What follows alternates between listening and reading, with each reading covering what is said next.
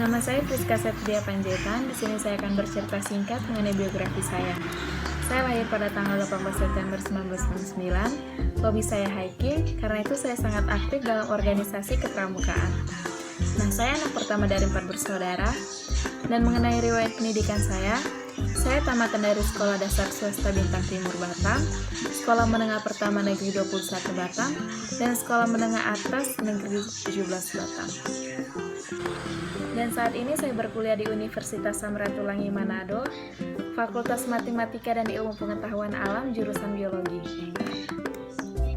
Dan pada video ini juga saya akan menjelaskan mengenai siklus Krebs, dan berikut ini saya akan tampilkan video mengenai siklus Krebs. Siklus Krebs adalah salah satu tahapan dalam respirasi aerob untuk menghasilkan energi dan prosesnya membutuhkan oksigen. Respirasi aerob adalah proses terpenting yang digunakan untuk menghasilkan energi bagi sel, melibatkan beberapa jalur termasuk glikolisis, oksidasi pirufat, siklus asam sitrat, dan transfer elektron. Berbagai gula, lemak, dan protein memasuki jalur ini, dan semuanya dapat dipecah untuk menghasilkan ATP, energi untuk sel. Dalam animasi ini, kita akan fokus pada siklus asam sitrat, yang disebut juga siklus asam trikarbosilat atau siklus Krebs. Siklus asam sitrat terjadi dalam matriks mitokondria. Ini adalah tempat DNA mitokondria ditemukan, dan tempat terjadinya pemecahan asam lemak. Siklus asam sitrat melibatkan 8 reaksi kimia yang menggunakan asetil-CoA dan oksaloasetat untuk menghasilkan karbon dioksida, NADH, ATP, dan FADH2.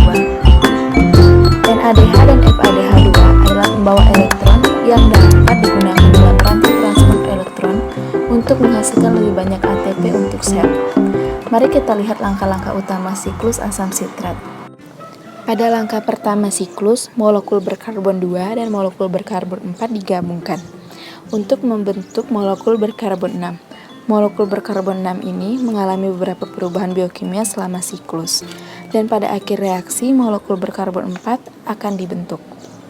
Setiap kali molekul karbon kehilangan satu karbon, sebuah karbon dioksida dilepaskan. Jadi, 2 karbon dioksida dibentuk selama konversi molekul berkarbon 6 kembali ke molekul berkarbon 4. Jadi, dari mana datangnya molekul berkarbon 2 untuk memulai siklus asam sitrat? Molekul ini, asetil-CoA, terbuat dari pirufat. Pirufat adalah produk glikolisis, salah satu penghasil ATP dalam sel. Pirufat diangkut ke dalam matriks mitokondria, di mana ia dioksidasi menjadi asetil-CoA.